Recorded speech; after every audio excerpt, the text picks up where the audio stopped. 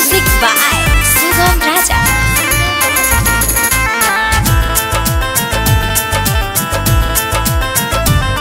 कब ठीक सुना बतियावेलो हर बात में हम करवावेलो बस 2 दिन प्यार से बात को फिर मुंह अपन तो फुलावेलो अरे जा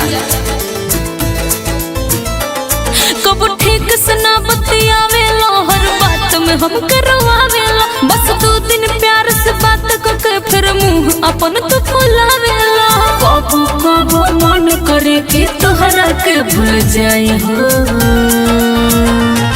जिक चाहे वाला हजार बाटे के आते हमर काई हो। अरे इससे मत बोला हो जिक चाहे वाला हजार बाटे के आते हमर काई हो। अरे कम से कम झूठा इल्जाम तो मत लगावा।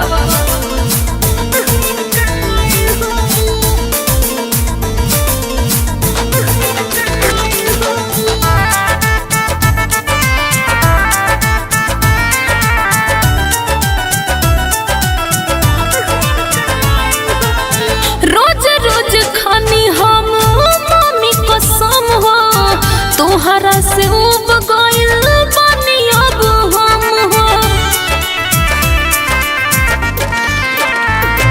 झूठो रोवेलू तू देखावेलू अरे ना हो कह को से बतियावेलू जाले के देतन हम तो के हमरा जसना मिल पाए हो जिक चाहे वाला हजार बाटे के आते हमर काई हो। ऐसा नहीं खे जिक चाहे वाला हजार बाटे के आते हमर काई हो। अरे का बोलत रह तू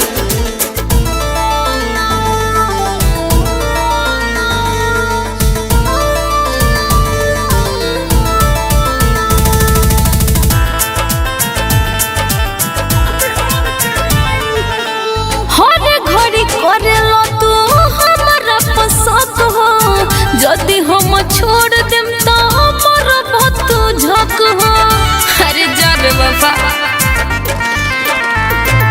इहे अच्छा बा रोज घुटला से सब बुझतन हम मोहब्बत थोड़े दिल टूटला से निर्मल 24 मिनट के हो हमरा जसना चाही हो जिक चाहे वाला हजार बाटे के आते हमर काई हो। कम बोला जिक चाहे वाला हजार